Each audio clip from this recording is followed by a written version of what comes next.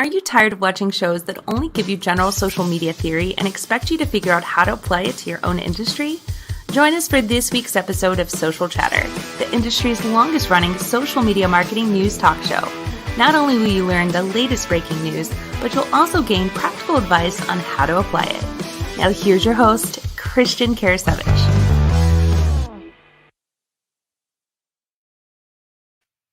Welcome everyone to Social Chatter, your weekly social media marketing news talk show. This is episode 240 with myself and Jim Fuhs this week. Jim runs a company called Fusion Marketing, a good friend of mine. So we are really excited to be talking to you this week about just a lot of really good Facebook news, Pinterest news. I think we've got some Instagram updates and much more. So we're really excited to have you guys join us. We're going to try to keep the show to about 45 minutes here, but we've got a great guest this week. You know, we're always looking to bring on new and interesting guests, and this week's guest is Ian Anderson Gray. He's the he runs a podcast. It's called the Confident Live Marketing Podcast. Hopefully, I said this right. I'll drop it in the description here, the chat at least for everybody. But I'm going to go and bring on Jim. Have Jim tell you more about Ian. Jim, how you doing? Hey, great. Good to see you, Christian. It's wonderful. It's hard to believe it's already Thursday, and don't I know, forget, right? everyone, it's Mother's Day on Sunday. I'm doing my public service announcement. Don't forget your mom, or Monday won't be a fun day next week. But yeah, Ian is a great guy. I've known Ian now, I think, 2 or 3 years. We've actually met a couple times in San Diego at a social Mhm. media conference and got a chance to hang out. And Ian makes me feel, I'll say tall in the sense that we're about the same height, so we feel tall when we have conversations. But, been on Ian's show, great show. He's actually, believe it or not, he's a trained singer, and that's where he has some really good, ways to train your voice, and I think it's been awesome. He's been working with churches during, what's been going on to help them live stream, Mhm. and, just a really good guy, and really excited to have him on the show. Fantastic. So let's go and bring Ian on, and then we'll get to some social media news. So Ian, it's great having you on. Oh, thank you for having me. I'm really excited to be here, and I've been watching you guys for quite a few years doing this, so thank you. Thank you very much. What's the best place, by the way, if people have questions for you or things like that during the show? What's the best way for them to get in touch with you?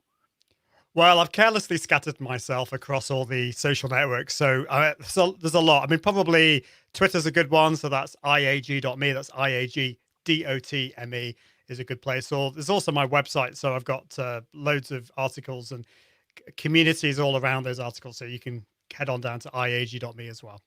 Fantastic. So we're going to talk more with Ian in a little bit on questions that we have for him about being confident on camera. I know Jim mentioned what was that you said, Jim? Ian's trained in what now? He's a singer, right? He could belt out a few tunes. So that's good. Yeah. So we'll talk more about that very shortly. Because again, I mean, when you go on camera, whether it is to record a how-to video, to do a live show, to do an interview and whatnot, you want to make sure that you sound great. Looking great, that's one thing, but audio, we always talk about, is the most important part of video, and you want to make sure that you are prepared. So we're going to have them share some tips and whatnot later on during this week's show. So Jim, let me know when you're ready to kick things off. I know we had a few topics we wanted to discuss first, but where do you want to start? Well, let's start with Facebook has actually done some updates to what they call their community help hub. A lot of it having to do with COVID-19, and they've added gift cards, jobs, and donation tools. And they actually just rolled it out on Tuesday, which was Giving Tuesday, but I know for a lot of us it was actually Cinco de Mayo. So, but it was also Giving Tuesday. Very cool. So what do we have going on here, by the way, from Facebook? So they've actually decided to add some new things. They've got some PayPal, America's Food Fund, Ford, the Bill and Melinda Gates Foundation, and a bunch of other charities. They've added the ability for people to get gift cards to support local businesses, sign up to and I think it goes back to Facebook and Zuckerberg's been saying this now for a couple of Mhm. years. It's all about building community. And I think this is also, in my opinion, their desire to try to get out of the shadow of the data stuff that's happened to them over the past few years since the Cambridge Analytica scandal. Mm. And so I think they just keep doing their best to overcome that. I think it's a good effort, but I also think that people would like to see a phone number so they could call help. Definitely. So I know people can go to facebook.com/COVID support. They want to buy these gift cards, for to local businesses. They want to, donate to local nonprofits and whatnot. But Ian, what do you think? Is this a good move for a business, for example? Like if I'm a business, should I maybe try to give back to another business? What's your take? Yeah, I think so. I mean, I think to echo what Jim was saying, I think this, Facebook has been seen as the kind of the bad guy for quite a few years. And so this is them trying to seem like they're doing the right thing. And at the moment, yeah, just any kind of opportunity that we can have to build that community, to give back to businesses that are struggling, I think that's a good thing. So definitely, I'm really interested in finding out more about this. Yeah, And I and mean, and you remember too, Christian, it's been, well, I guess it's been about a little over a month ago, they uh-huh. were going to give out grants to Mhm. small Right. businesses as well. I Yeah. don't know if I've heard of anyone getting anything yet, but I do remember that they had mentioned that as well. No, definitely. I mean, I think any opportunity that we have to give back, I think is, a good thing. Now, one question I guess I have for the two of you, um, with a lot of businesses, I mean, we don't talk about this a lot, but with a lot of businesses, somewhat struggling, um, do you, you know, do you give back? Like, do you just give away things for free, for example? Like what kind of angle should people take, Jim? Well, that's a really good question. I'm gonna say it's a tough question. I think it goes back to what is your, if you want to call it your end state. You can't just give everything away. I Mhm. mean, we all have to make a living. I think I was talking with this yesterday with someone. So, if there's things you can give away for free that might help someone, like maybe it's maybe you give them a 15-30 minute call where you can, give them some pointers and some tips, uh, to help them maybe get things going. Maybe you invite them, do a video with them or something, depending on what business you're in. But I think we have to be careful about like severely discounting our prices, because then that's going to become the expectation down the road. Do So a that's video. that's or something. Mhm.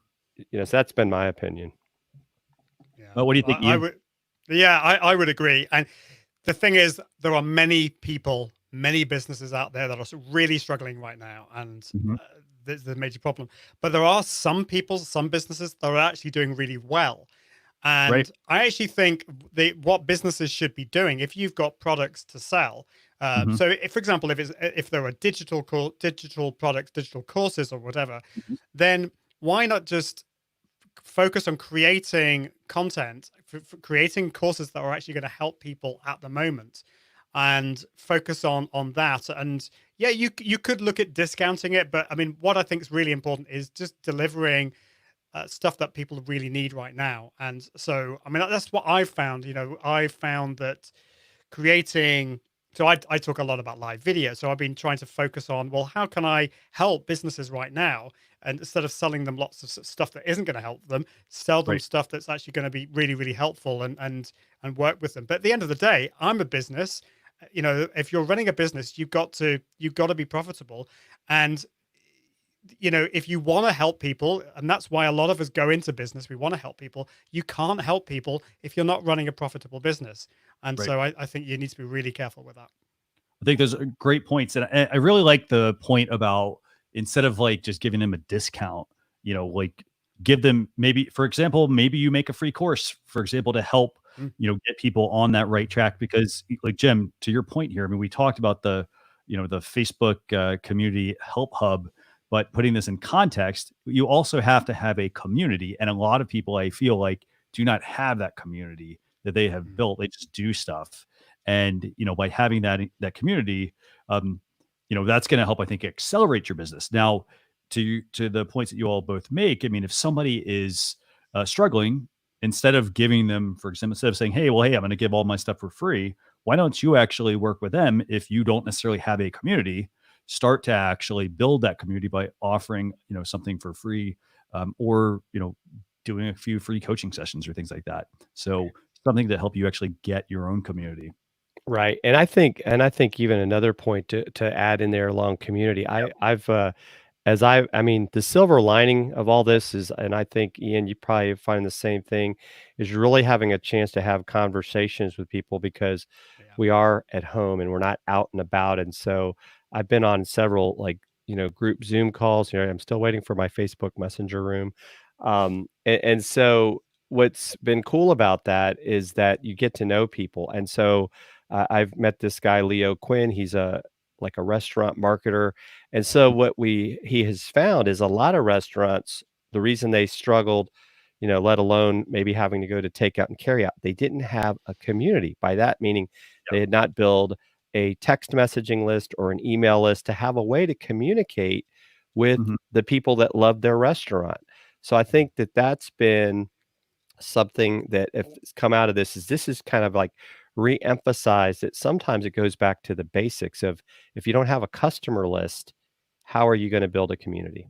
Yeah, right. And I would say one thing I've seen a lot at the moment is that this whole worldwide lockdown, this issue is really helping a lot of businesses stop procrastinating. They suddenly realize that they don't have an audience, they don't have digital products, and so now is an amazing time to create that content, to move your business onto the online space, because we don't know how long this is going to go on for. We don't know whether this kind of thing's going to happen in the future, and it's just the savvy thing to do. And it's the same with live video. A lot of businesses have been saying, yeah, live video, I might do it one day, but of course now you have to do it. Well, you don't have to do it, but it's a really good way of getting in front of your audience and building that community. So I'm an optimist. I think, yes, there's obviously, it's a really difficult time for many, but I do see the flip side, which is it's starting to get people getting off their backsides and implementing a lot more stuff that they should have done in the past. And I include myself in that as well. I've been a bit of a procrastinator too. So definitely. So, so I think that I 100% agree with you all. I mean, just lots of good moves here for somebody to be able to take. So Jem, do you want to stick with this topic or go to something else? Let's actually talk about a new topic, and that's Facebook is actually updating it to where you don't have to share your cover photo updates to the news feed. And I find that a little odd personally, because one of the things that I've always thought that, it's actually in a way, a free way to get some attention is if you ever realize, like when someone updates their profile photo, it'll go out as a notification. And all of a sudden you get all these people liking the photo. So I've always looked at the strategy of, for a business, when you update your cover photo, it's kind of the same thing. So maybe it's like it's your new theme for the month or the quarter. Get some eyes back on your page. So I'm not really sure why you wouldn't want to share your cover photo. I just thought that was a little odd option and not share it. What do you think, Ian? That's really interesting, because when I saw this article, I thought, finally. I was thinking it always seemed odd to me that it would post that update. I think but I found what you just said really interesting, and I hadn't thought about it in that way. So I think the important word here is option. They are giving you an option. So now you don't have, if you don't want to, you don't have to then go and delete it. You've got the choice. And I think that's the right thing to do. But I was really interested in what you had to say there about actually just posting that, and it's more free publicity. So, but yeah, I think it's good that they're giving you the option at least to choose to whether to have it on your feed or not.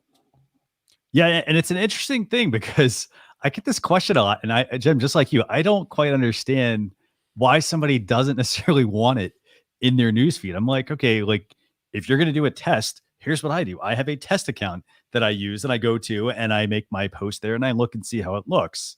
That way I'm not making 10 updates. This has been a question though that a lot of people have wanted to know, hey, how do I not let this show up in newsfeed? And I think it's a good thing. And yes, chances are when you do that update, you're going to get a lot more engagement on it because, that's what it proves partly that people like visuals. They want strong visuals. So when you post a photo or something like that, they're going to check it out because, hey, it's pretty small. They're going to have to click to look at it. So I think it's a good move by them if they actually do roll this out. Now, I think that it's good that people have options, but you don't want to give them too many options because for them to do a photo cover photo update, it might take 5 minutes to do that. But I think overall, I think it's a good move. I would love to see this across profiles. I'd love to see this across pages as well. So that way people can, really kind of get better control over what's actually being sent in the newsfeed. Because, hey, if we all make this update at one time, you could end up with, a whole newsfeed of hey, all these people updated their cover photo. But I think it's a good move. Options. So, yeah. Well, and I would actually, the option I'd like to see is to be able to tell people you need to fix your cover photo because it gets cut off on mobile.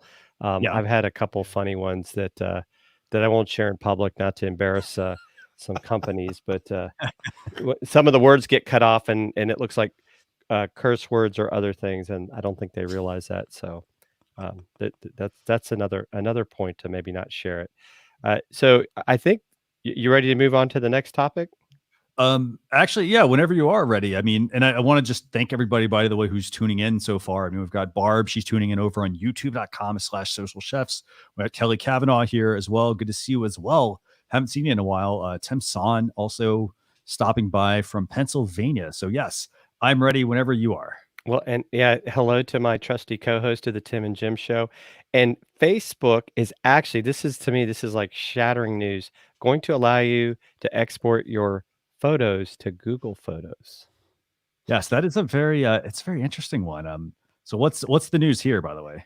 Well, who would have thought that it's going to allow users in the US and Canada to export their photos and their videos to Google Photos? Because, we've heard for, I don't know, years, I guess, considering their age, we can't really say decades yet.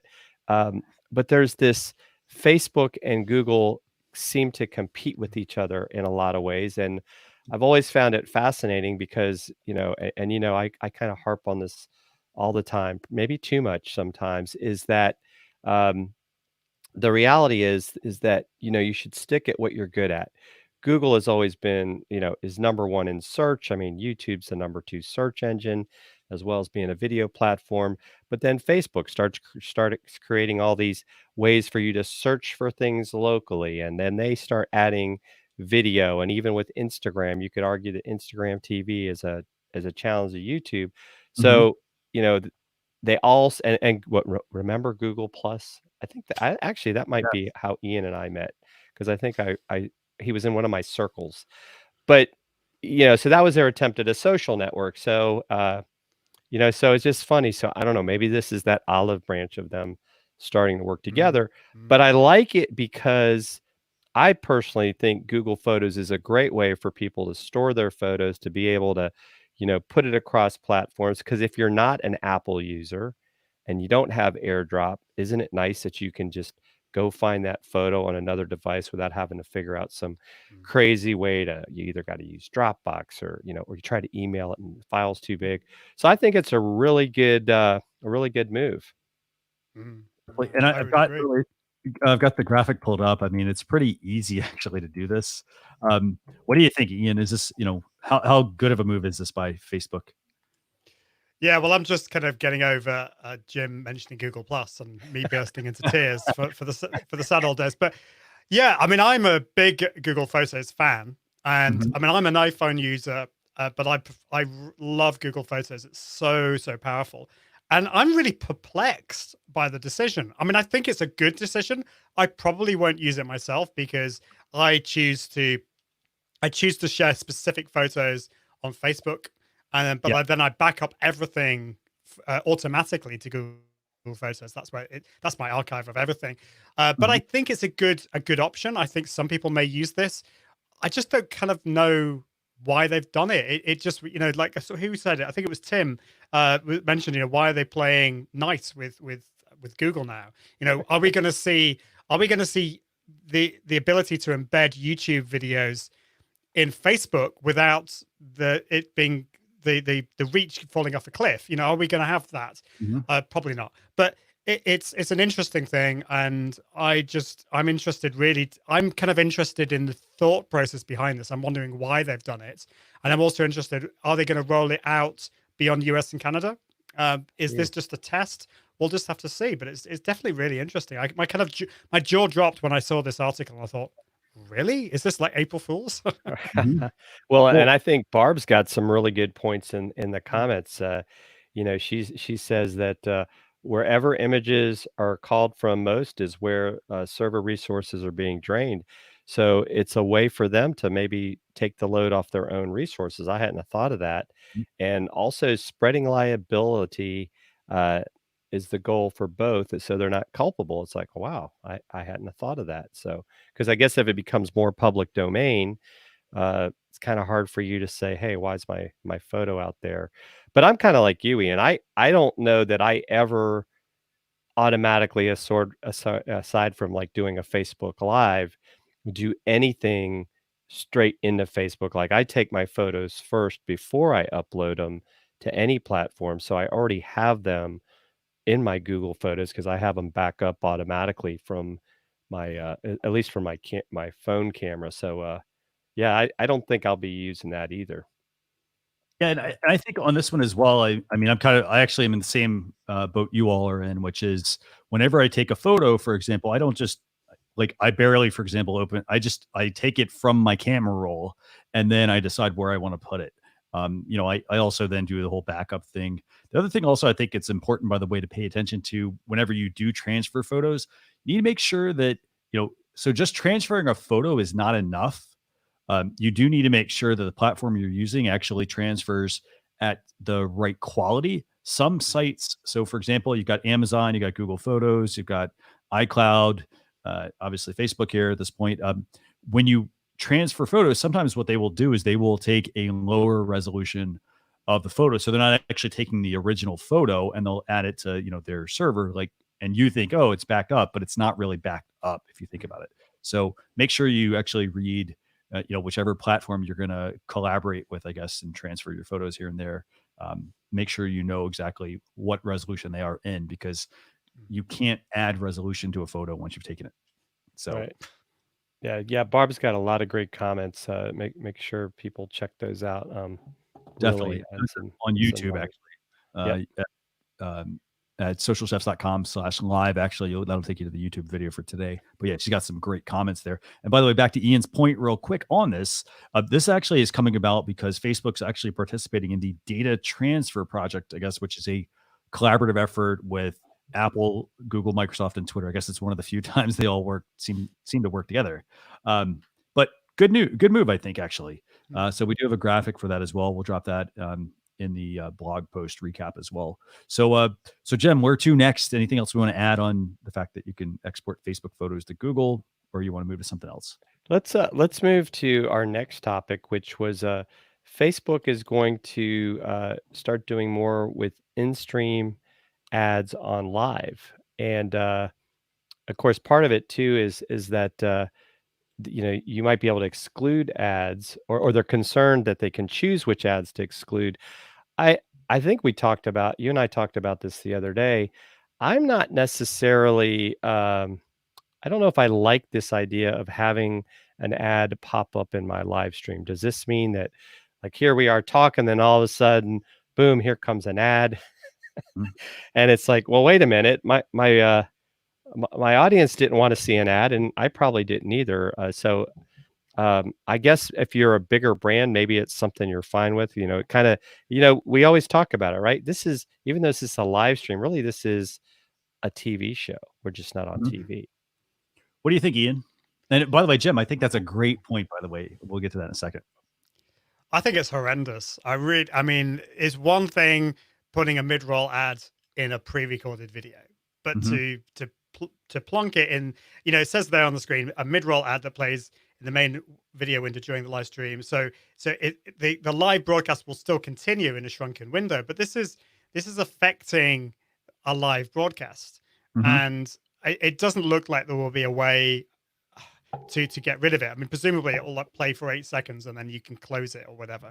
Right. But I mean, I know why, you know, at the end of the day, Facebook, they are here to make money. And so, you know, they are perfectly at liberty doing this. But do I like it? No, I don't.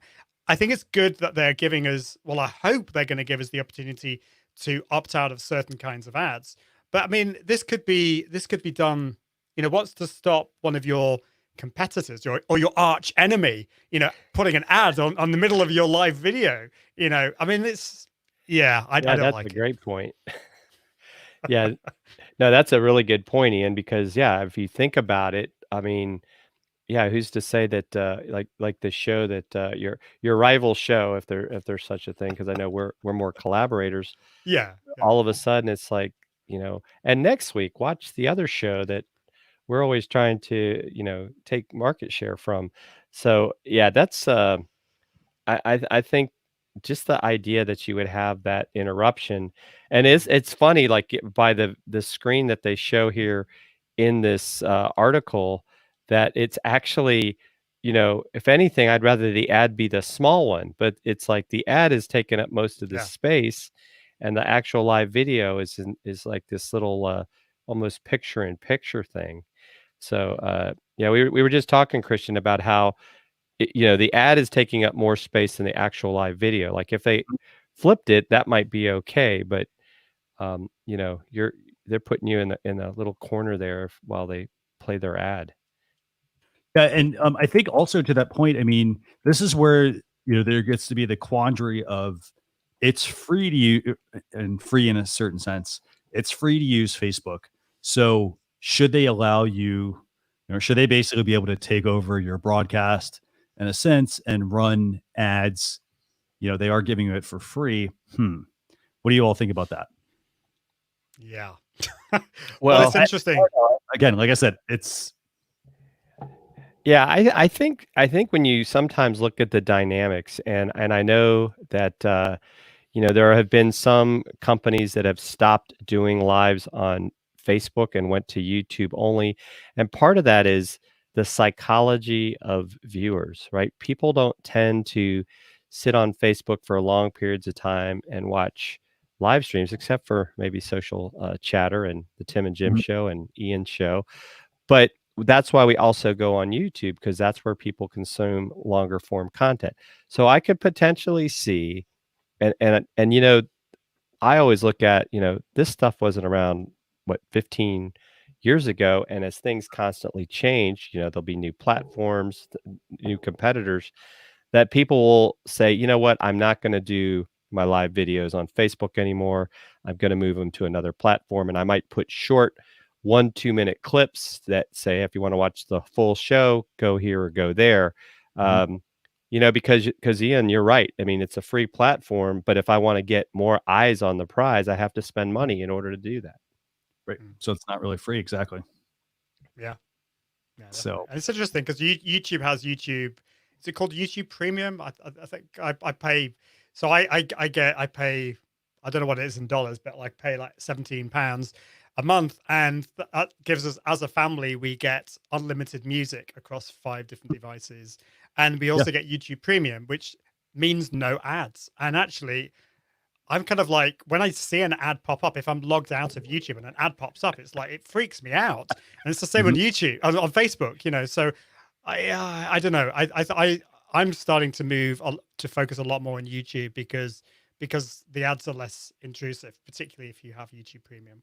Well, and you have two different, and there's actually a benefit to having YouTube Premium, not just for you, the user, but there's also a benefit for you, the publisher, as well. So basically the way it works with the YouTube Premium, as in your case, Ian, like if you're just subscribing to it, you get to skip the ads. However, it does not mean that the channel actually loses the revenue either. Because if you're using that and you actually get to skip the ad because you're a premium user, that channel actually makes money off of that too. They make a small percentage of that. What is it? $9.99 US dollars that somebody pays. But it's good because then, at least there's a win-win situation there. It's not like, oh, we're keeping everything to ourselves and just take from the user. So, and we're the same way. We've been focusing a lot more on YouTube as well. again, every platform, I mean, you do have to look at your audience and see where your audience spends the most time.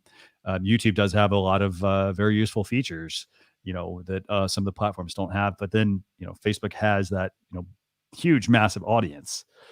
So this is good. It's a good update, I think, overall. I mean, we'll see where it goes as far as how much control you get. I mean, it's not really any different than like any ads you watch right now on YouTube. If you aren't paying for like the premium feature, you do still have to watch the ads. And most of the time they're just like Google ads, basically Google AdWords or sorry, AdSense, to where like, hey, they're typically based on the content you're viewing. And a lot of times it's also your competitor, for example.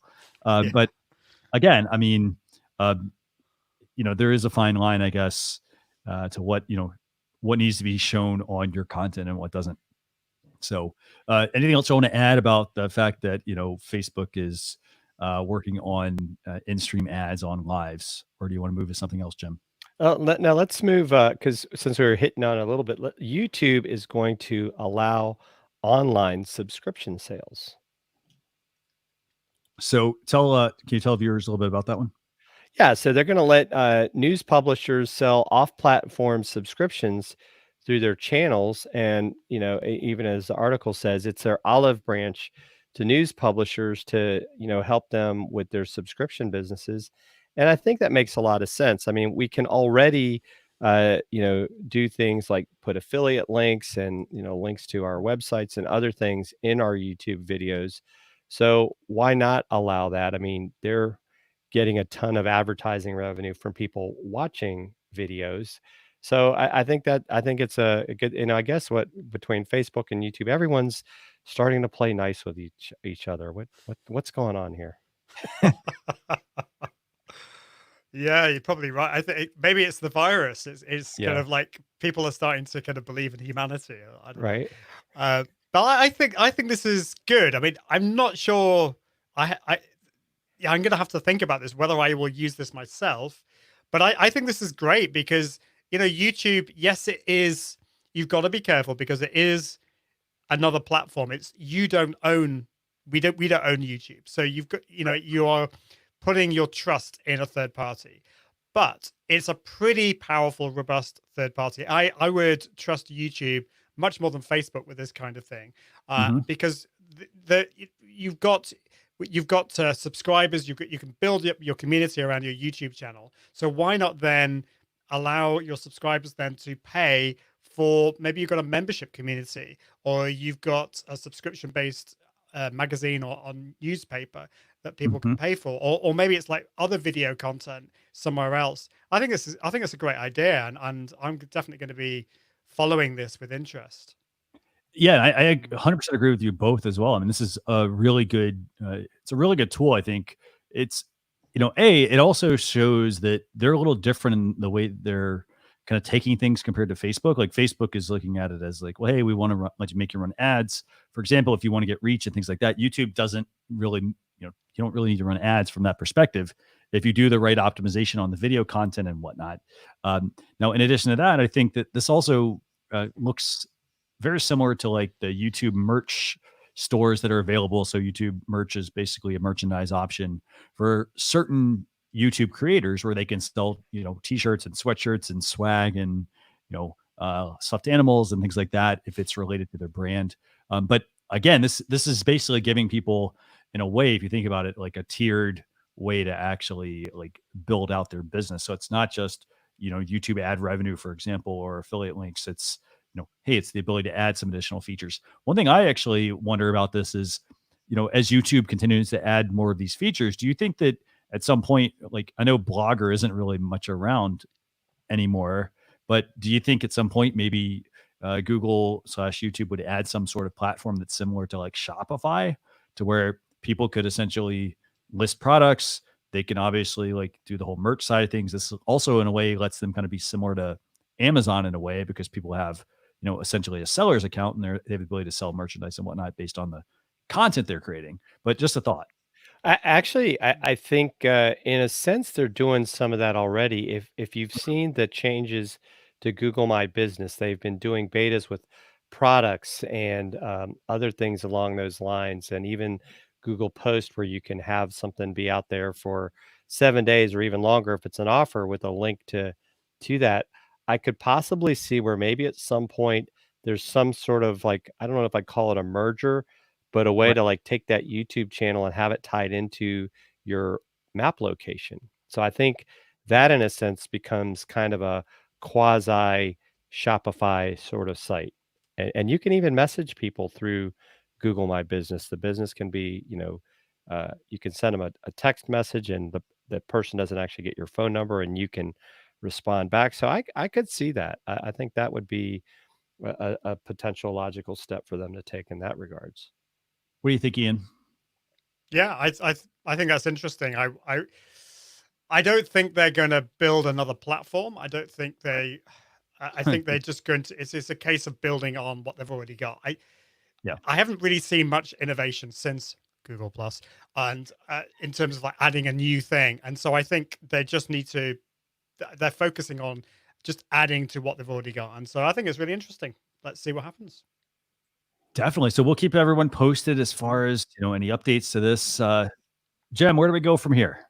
Let's talk about breaking news on Pinterest. And I know you're probably going to have to guide us more on this because Ian and I know about Pinterest, but I would say my wife knows a lot more about it than me because she likes to go look at all the stuff out there, and I tend to forget that it's out there. But I know it's a powerful platform, and I should look at it. But they're rolling out some new board features, which includes notes, dates, and section suggestions.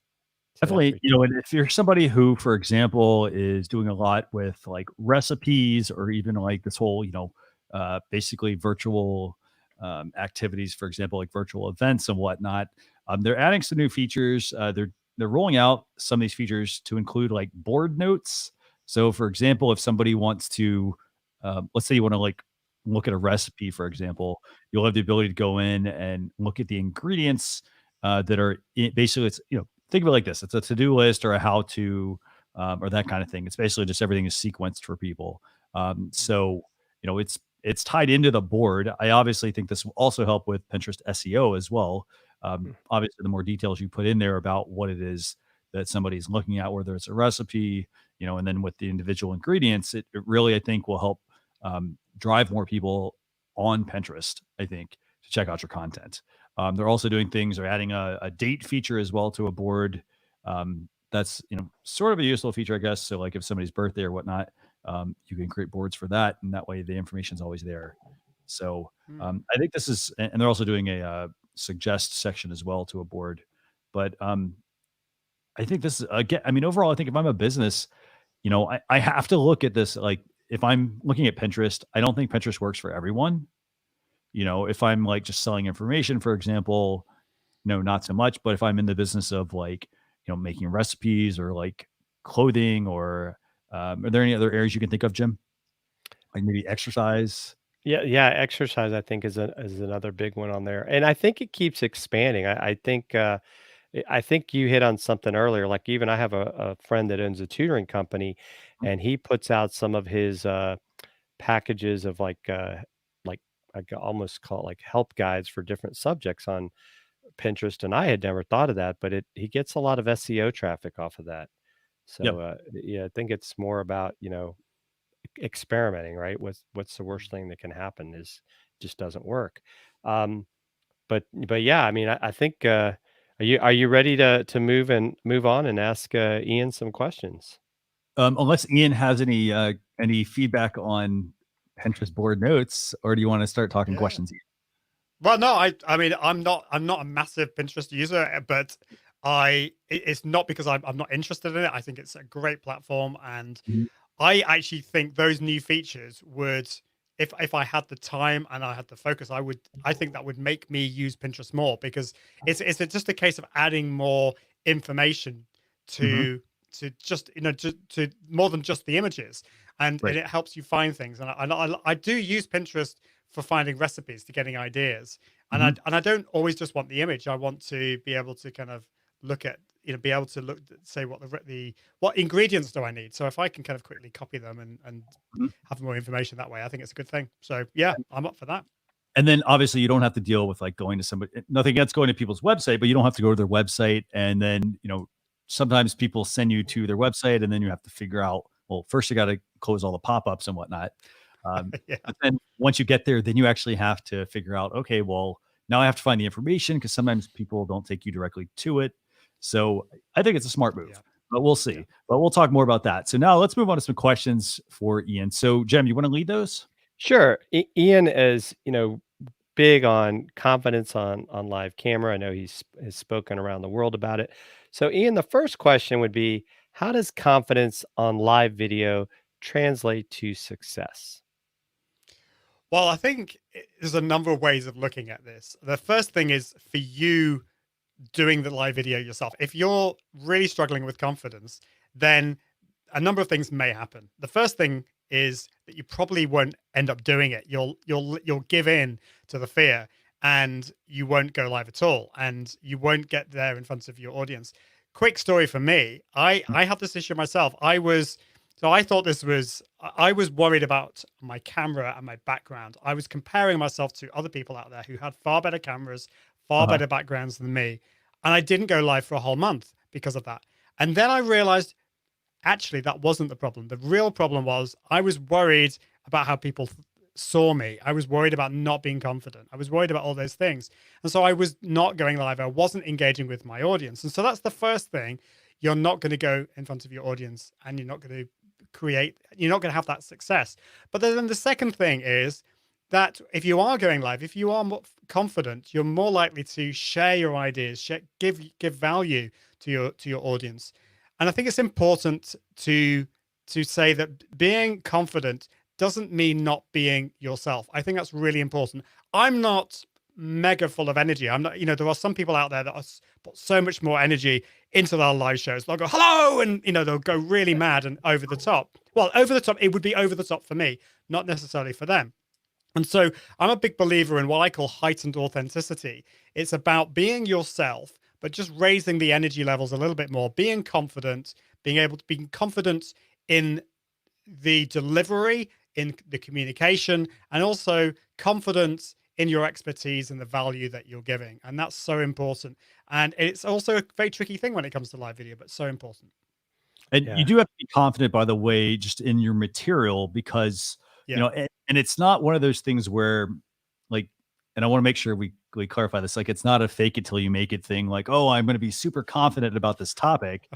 And because I'm confident, people are going to, believe that I'm like, the expert in this area, but it's not that. It's about being confident in yourself, and a lot of times, you just we probably talk about this all day, but think about like the first time you went on YouTube and made a video, you were probably like, we were all probably this way, like scared. What are people going to think? We make it so much worse than it actually is. Yeah. And it really is just go live or publish that YouTube video, be confident in what you were doing and what you're teaching, and, and improve over time. Jem, I think you and I talked about this, last week. Get better 1% every single day, even if it's just like, hey, like, let me fix my background, for example. Let me change my microphone. Let me just speak into the camera more, for example. So don't just do the video, actually take the time to look at it afterwards and say, okay, well, there's certain things that I did or did not do, during my pre-recorded video or during my live video that I can or need to improve, and then the next show, fix that. Yeah. Well, so the first dozen videos, probably more than that, the first, I don't know how many videos that you're going to do, they're going to probably suck. I hate to say this, they're not going to be that great. I look back at my videos, even if I go back like kind of 10, 15 episodes ago, or even like 5 episodes ago, and I notice things aren't that great. That's actually a good thing because it shows that I've improved and I've looked back and I've learned things. And, I like to draw this graph that kind of like starts at the bottom with your first ever video. Your confidence level is at the bottom. The quality is probably going to be at the bottom, and then it goes up and up and up. But occasionally you'll get blips when things go wrong. Like a few weeks ago, we had a power cut mid live stream. And then this was with my friend, Amanda Robinson, who you probably know. And then I got her on again. And when she came on again, there was a nationwide internet problem. So, so things like that happen, and you just got to kind of embrace it and just don't take yourself too seriously, but learn from these things, and over time you will get better. But absolutely have confidence in what you're going to say. You need to plan what you're going to say.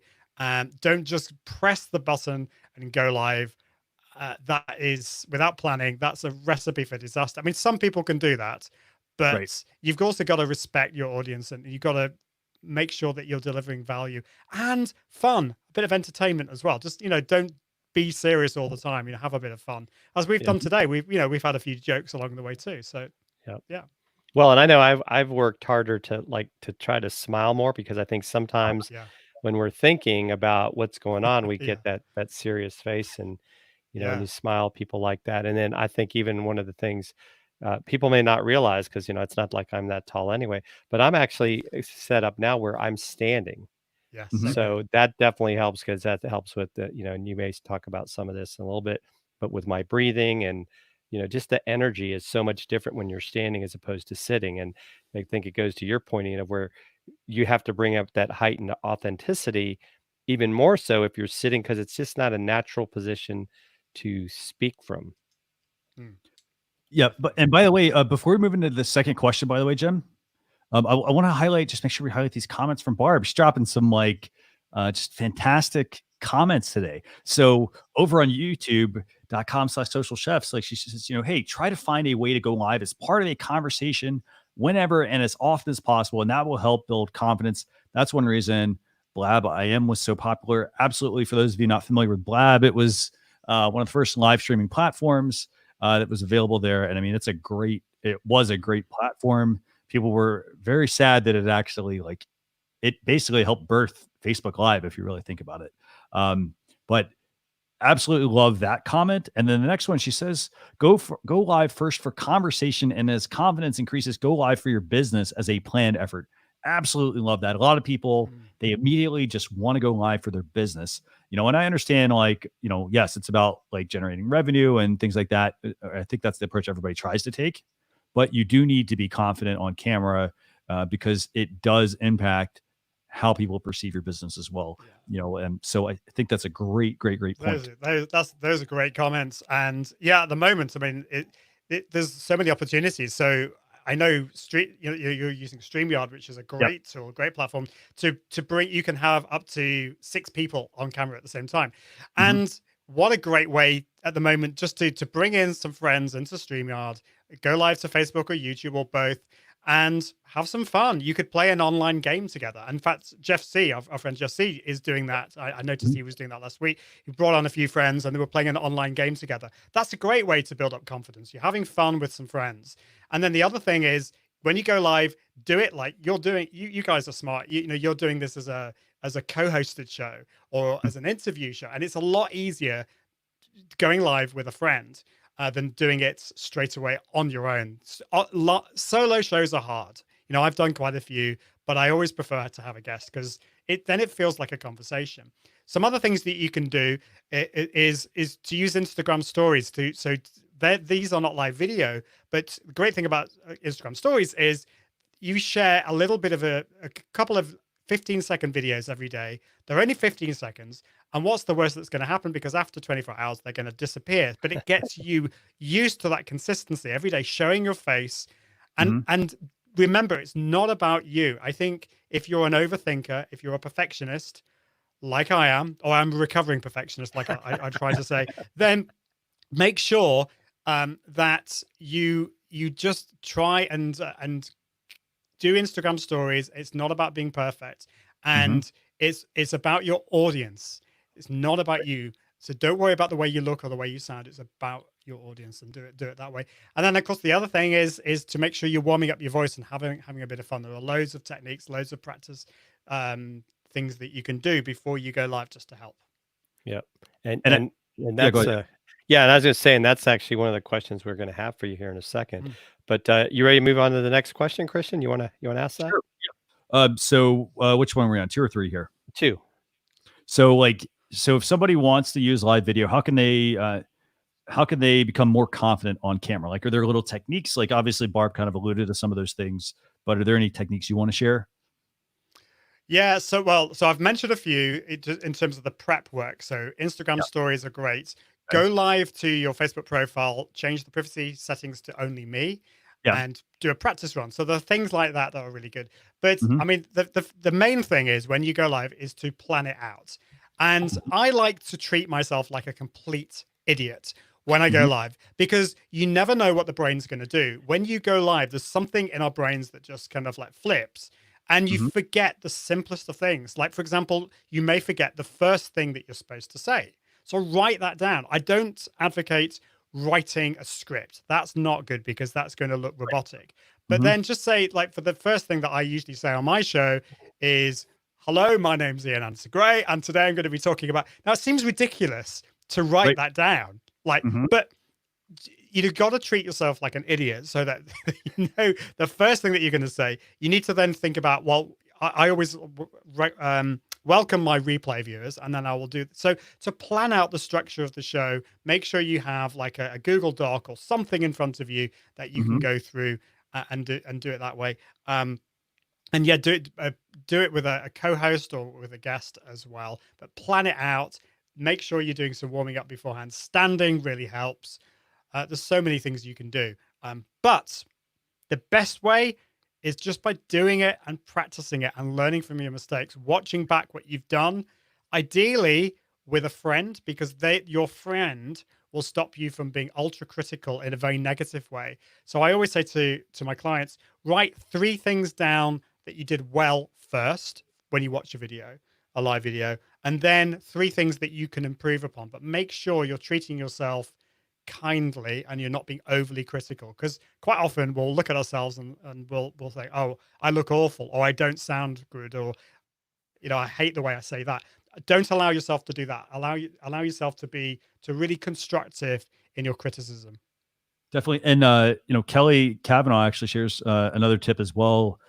She says, you can practice by saying the lips, the teeth, the tip of the tongue, a tongue twisting vocal warm up. So that's something to pay attention to as well. Again, I mean, don't just like so the other thing I would say is give yourself enough time as well. Like if you're going to join a live video, or you're going to record any sort of live video, pre-recorded content, any of that stuff, make sure you arrive early. Like, don't just like, okay, hey, my show is at, the top of the hour. Oh, hey, I'm going to arrive like 5 minutes early. Like we start the show, we normally try to arrive about 30 minutes ahead of time. Sometimes we run into things and it's 15 minutes, but it's showtime at that point. We block out everything else that's going on and we say, hey, you know what? I got to get into show mode. I got to enter into that focus mode. Yeah, that's smart because of course that's the other thing that I forgot to mention is the tech, because the tech is probably the biggest thing that is going to rock your confidence when things go wrong. So for example, when my internet went down, when we had a power cut, right, those things can rock your confidence. So in those circumstances, there wasn't actually much I could have done about that. That was just what happened. And you need to be able to have like a backup plan. But make sure you have a checklist of all the things that you're going to do. So for me, if I go live on my computer, I make sure I restart my computer first. I then shut down all the apps that I don't need to use, like Dropbox and all this kind of stuff. I make sure everyone in the house knows I'm about to go live.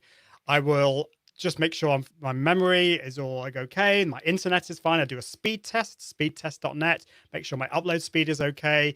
Check my audio. How many times in the past have I gone live and I haven't checked my microphone? Not good. My webcam, all that kind of stuff. Make sure you test all of that. And then it just means that you're going to go live with confidence. If tech does go wrong, then you've done everything that you possibly could do to stop that from happening. But it's going to really, really help. And Barb really makes another good point as well. To help kind of alleviate some of that. By the way, Barb, you're throwing some really good barbs today. Like, shows should let audiences know beforehand what they'll be covering in planned discussion. Too many do not take the time to do that. And some ways you could do that. I mean, you can do a description, for example, on, if you're doing Facebook, for example, Facebook Live, you can put that in the description. You can put it in the comments. For instance, like we send out an email we send out an email the week of the show. We also send out one an hour before the show as well to let people know what's going on, what topics we're going to be discussing. So this way they can choose to join or choose not to join. Again, it's all about also valuing the time for your viewers as well. But you know, like your points there, Barb, and you know, kind of Ian's point as well to that. There are lots of ways you can kind of keep track of some of these things. For example, like you can use Google Docs. Jim, I know you and I use Evernote. For example, we can share a note there. You can do a standard notebook. You can use a Rocket Book, for example, which is a handwritten note that you can digitize and quickly email to somebody. So there's lots and lots and lots of options to be able to get that information across to people. So is there a third question, Jen, that we have? And Ian was hitting on a little bit earlier. Should people warm up before going live? And do you have any specific voice exercises that they can do? Yeah, absolutely. So this is kind of funny that, you know, my background as trained as a singer, and I kind of went into the tech world, and I thought, how do these things combine? And it wasn't really until live video that I thought, wow, yeah, they really do. Because I think warming up your body and warming up your voice before you go live it can make such a difference to your confidence. So I call this my confident live warm-up formula. And I'll just a few things. We don't have time for me to go through all of it, but just do some. By the way, sorry, we'll put this in the blog post. By the way, cool. So, yeah. So the first thing that you can do is it's all to do with stretching and relaxing your body. So like you may do if you go to the gym, stretch your arms into the air for 7 seconds. And then once you've done that, just shake them out, shake your legs out, jump up and down, which I won't do because my camera will fall over. And then the same thing back as well. So you're stretching your arms back for 7 seconds. And then again, shake your arms out. And then also do that forward. So stretch your hands forward, look down at the floor. Okay. So what we're doing there is just getting rid of any kind of tension. We're also energizing our bodies. The next stage is to get rid of any tension that we may have. Now, I don't know about you guys, but I tend to hold a lot of tension in my upper body. So I will look at massaging my shoulders. So I'll take my left hand onto my right shoulder, look over to my left, and I'll give my right shoulder a massage. So I'm just getting rid of any tension there. I'm stretching my neck as well. And then you can do the opposite as well. So right hand, left shoulder, and do it that way. And then finally, just rubbing up and down on your neck, getting rid of any of that kind of tension. So that's really to do with relaxing the body. Then other things, so I think Barb actually mentioned this, is to do with diction and to do with so coming up with tongue twisters. So that was a great thing. I think, what was it about the teeth and the tongue, the teeth and the lips? Yeah, you could come up with. Yeah, so that's great. In fact, there's a song about that that my daughter sang for one of her singing exams. But you could have you could like just come up with some nonsense words like gada gada gada gada gada bada bada gada gada bada bada, or things like that, just to really use your teeth and your lips. Breathing is really important. So I like to stand, as you were saying, Jim, and making sure that you're breathing into your side. So just putting your hands just below your bottom rib, press in quite firmly, and then breathe in slowly into your hands, and then let it out to a slow hissing sound. So breathing in, and then over time you can extend that. So you maybe start with 3 seconds, and then 6 seconds, and then 9 seconds. And then another exercise to think about is to do with your pitch interest. There's nothing worse than watching somebody speak or do a live video and they end up speaking on a monotone like this, and it ends up sounding very boring. You want to make sure you're energizing your voice. You're going up and down in your voice. So a great one to do here is a lip trill exercise, which sounds really bizarre, and you probably haven't had anyone on the show to do this before, but it's getting lows and highs in your voice. So it's like this, like that. So it doesn't matter. You could do it to a sound. You don't have to sound musical, but it's making sure that you're going up and down in your voice. Then you put all of that together and you can sing a little song. So the one that I always do at the conferences I speak at is called Daddy's Got a Head Like a Ping Pong Ball. And the great thing about this is it really helps you with your diction. It helps you with your breathing, and it helps you with your the different pitches, your pitch interest. And it goes like this. You might recognize the tune. Daddy's got a head like a ping pong ball. Daddy's got a head like a ping pong ball. Daddy's got a head like a ping pong ball, like a ping pong ball. The great thing about that is you start your live video just after you do that. You're starting with a smile on your face. It's going to be great. And then the final bit of the warm-up formula is I already mentioned this earlier. This is what's it called again? My brain's gone blank. It is heightened authenticity, and so this is practicing different energy levels. So think about what your business tagline is, and then practice them in different situations. So if I was to mention my tagline is level up your impact and authority using live video. And so if I was speaking to you on a one-to-one level, if I was just speaking to you, obviously we can't do this at the moment, then it would be level up your impact and authority using video. And then if I was speaking in a small group, it would be level up your impact and authority using video. If I was speaking to a workshop, level up your impact and authority using video. If it was on a live video, level up your impact and authority using video. And then if I was giving a keynote at a big conference in front of 10,000 people, it'd be more like level up your impact and authority using video.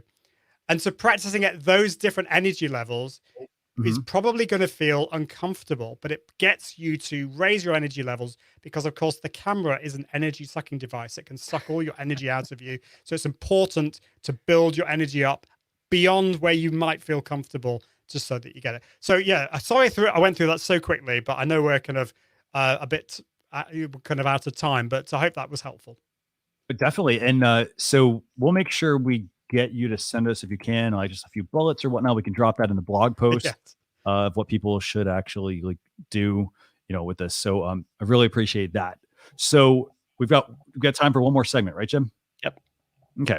So we're gonna pop over to tool time real quick. Talk about two tools. Again, I also want to make sure we cover these because Ian, I know you talk about being confident on live video. So tool time real quick. We've got two tools for you this week. And by the way, for those of you not familiar with tool time, it's where we basically bring up, two tools that we find each week that we think can help you as a business owner. This week, the first one we actually want to talk about, it's called Loola, and you'll also hear it maybe being called Loola TV, but basically it's a live streaming platform. Have either of you used this one before? I have not, but I've definitely heard of it. I think Stephanie Liu has mentioned it. How about you, Ian? I'm trying to think whether this is what I think it is. Yes, I have heard about this, and so I like a lot about it. But where I was concerned about was the ability. I don't know whether they still have this. Do they still have the ability to stream to Instagram Live? They do have the ability to stream to Instagram. Yes. Yeah. So that's my concern, because that's technically against Instagram's terms and conditions. Right. Because so I would not. I mean, it probably all the other services are probably fine, but I wouldn't do that because it's unlikely. But I just think if you're going to go against Instagram's terms and conditions, what if they were to suspend your account? And I just don't think it's worth it. So that's. But yeah, there might be the ability to stream to all the other channels, and that might be really cool. Definitely. And again, I mean, there's a host of different live streaming tools out there. I would say, I mean, Loola, from a pricing standpoint, I mean, let's just pull this up real quick. I mean, it's free for 3 hours per month. So maybe if you want to test it and whatnot, something very useful there, you can upgrade to the premium version for $19 a month. That gives you unlimited streaming. It does remove the Loola watermark. Again, if you're not streaming very much and hey, you want to practice, you got 3 hours a month that you can use. So make the time count. But then if you want the ability to go to like some custom RTMP settings, basically, that's when you can upgrade to the pro plan at about $40 a month, basically there. But again, I mean, there's loads and loads and loads of streaming platforms. My advice, I guess, would be people need to test out some of the different platforms and see what works best for them. What do you guys think? Any feedback on what people should use or what they should, maybe if there's a one they should start with and then kind of increase to? What do you think? Yeah, well, I mean, I think, and I think Ian, I know as well, I'm a big fan of StreamYard because of simplicity, but I also know that Ecamm is a great platform if you're a Mac user. And so those are two. And then sometimes just go live native on the platform. You may not have all the bells and whistles, but it'll get you started. Yeah, I totally agree. So yeah, go live from your phone first. Most people will have a perfectly fine phone with a perfectly fine camera on it. So just go live to Facebook. Obviously, you can't go live everywhere from your phone, so you can't go live to LinkedIn Live. YouTube Live, you have to have at least 1,000 followers, 1,000 subscribers. Instagram Live, the only way, of course, to go live to Instagram is through the Instagram app. But yeah, then play around with some of these other cool tools. So StreamYard is awesome because it works on Macs and PCs, works through the browser. It's really easy to use. If you're a Mac user and you want to level things up, I highly recommend Ecamm Live. It is amazing. I use that every week for my show too. If you're a PC user, there are other tools. There's OBS Studio, if you don't mind getting your hands a little bit, a bit more geeky and have some fun. Yes. And there's vMix, which is the really geeky one, which all the kind of the mega professionals like to use. So there's loads of different ones. And then in terms of where you go live, you just need to kind of work out where you feel most comfortable, where your audience is, and then just experiment a little bit. I mean, that's kind of what we're doing. I mean, I'm going live to Facebook and YouTube, LinkedIn, and I'm playing around and seeing where's actually the best place for me. And I'm actually interested in, I'm focusing a lot more on YouTube, as I said earlier. So yeah, and that's as a result of me testing out.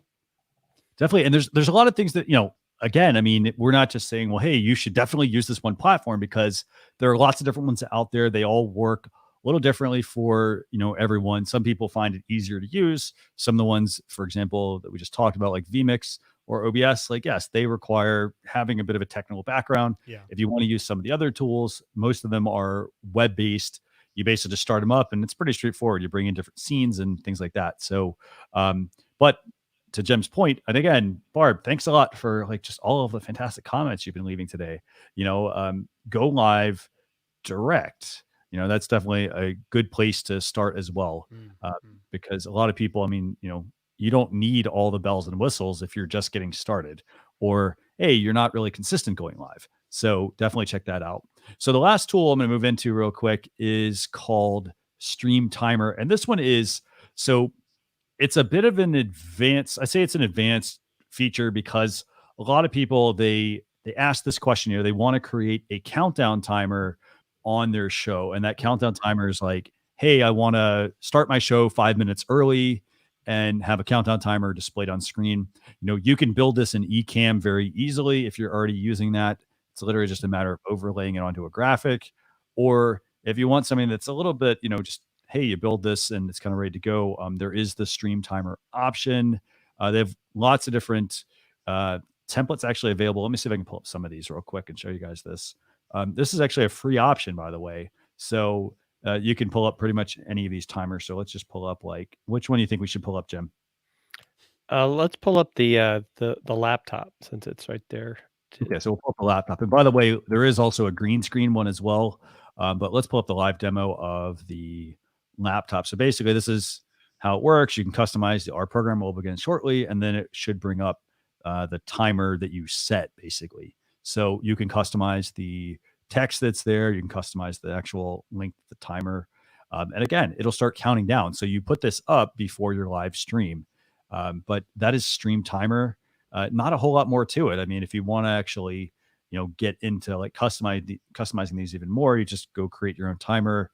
You can, make your adjustments there as well. But that's all you really need to create. You get 20 pre-built themes, I guess, for a countdown timer. What do you guys think? Should countdown timers be used? What's your take, Ian? Yeah, I've been thinking about this a lot recently because there are definitely some pros and cons. So the pros are, say you're going live at 9 a.m. and you can actually start the stream 5 minutes early, and you can get a little bit of interest in it on your show, so you can get people coming in and watching your live. So that's a really good thing, because actually a lot of people come in 10 minutes, 15 minutes into your live show. So if you can get them starting early, then that's really a good thing to do. Then the next thing is that they just generate a little bit of excitement and interest in the show. So that's a good thing. But the downsides are that sometimes I think people can get a little bit bored with it. They're thinking, well, what am I waiting for here? They might go off, and that's not good. And then the other thing is that you can trim the countdown timer off Facebook and YouTube. So on Facebook, they allow you to trim that. So that's really, really cool. But if you do that on YouTube, if you trim the countdown timer off, and this is the thing that I'm worried about, is that then you lose the chat replay. So that's not so good. Yep, definitely. So Jem, what do you think? Yeah, I tend to be more on the side of what Ian was saying. Is I'm more concerned that if I have a countdown timer, people are going to be like, well, what am I waiting for? Or the fact that if you start this countdown timer and then say something goes wrong, the show doesn't start when it was supposed to, then that's another problem. So I'm more along the lines of, if you say you're going live, you go live. And I just haven't really seen a need to. I almost, in a way, think it's like a gimmick. Like everybody wants a countdown timer, and so that's me. I know some people like it; it works for them. I just don't see a need for it. Yeah, it's kind of interesting because I know the guys at Live Streaming Pros are big advocates of it, and it seems to work really well for them. So they've been talking a lot about the pros of it, and I definitely see that. I do like the idea, but I think, just because we've all got different setups. So I think in the setup that I've got, I've been trying to think, well, how can I implement that? And then I had the concern, well, I think it works on some platforms, but if you're multicasting to multiple different ones, I think it might work on some channels, but not others. And then this thing about, if you trim it off YouTube, you get rid of the chat. That's a bit of a deal breaker for me. So it really depends. You've got to think it through. And for you, it might work really well, or it might not. And I love that, like, it's the fact that, if I'm a business, I need to really, there's a lot more I have to work through. I can't just, I can't just add a countdown timer, because again, it also makes you look a little foolish too. If you're, for example, you're creating more work for yourself if you have to go remove it and things like that. And I realize in certain situations, if somebody's just going, for instance, onto YouTube, works great. But hey, if they're going to other platforms, which in most cases, most people are just doing the whole, simulcast feature, it does mean you need to really look at how you look across those different channels as well. So with that, by the way, that's going to do it for this week's episode of Social Chatter, episode 240. Just a couple of quick reminders, by the way. If you do want to get the email newsletter we send out, go to socialchefs.com/daily. Ian, by the way, what's the best way, again, for people to get in touch with you? I know we touched on it at the beginning, but if people... Yeah, so probably my website, iag.me, and all the links to all my social networks are there. And also check out my podcast, the Confident Live Marketing Podcast. Fantastic. So let me go ahead and just show everybody that. So if people want to get in touch with Ian, here's the best places. Obviously his website. I think you're at iag.me on Twitter as well, I think, right? Yeah. And actually the website is iag.me. So it's not iag.me. Yes. It's all very confusing. I kind of, it kind of felt like a really good idea when I launched it, and then I have to kind of explain it every time. Right, I think that, do we have it now? Let me make sure I got it right. Do we have it? Is this right? That's it. Yeah. No, it's good. It's creative. I got to say, it's very creative. So just a quick reminder, by the way, if you all want to get the blog post recap, again, we're going to make sure we get Ian to give us some bullet points you can easily walk through. socialchefs.com/SC240. That stands for Social Chatter, episode 240. And don't forget, we also have the Alexa flash briefing and the podcast as well for this. But absolute pleasure having you on. Join us this week. I know we've been trying to get you on for a few weeks, maybe a few months, maybe. Can't remember how long it's been, but really good to have you on. For those of you joining us next week, by the way, Jem, we're going to be joined next Thursday at 10 a.m. Eastern Standard Time by Scott Ayers from Agora Pulse. We're going to have him on again. He was just on, I think, last week or the week before, but we're going to have Scott join us again, see what they've been cooking up in the social media lab there at Agora Pulse. And that's going to be at facebook.com or youtube.com/social chefs. But we hope to see you all next week. Thanks a lot for joining us, and we'll see you all very soon. Have a great weekend. Bye.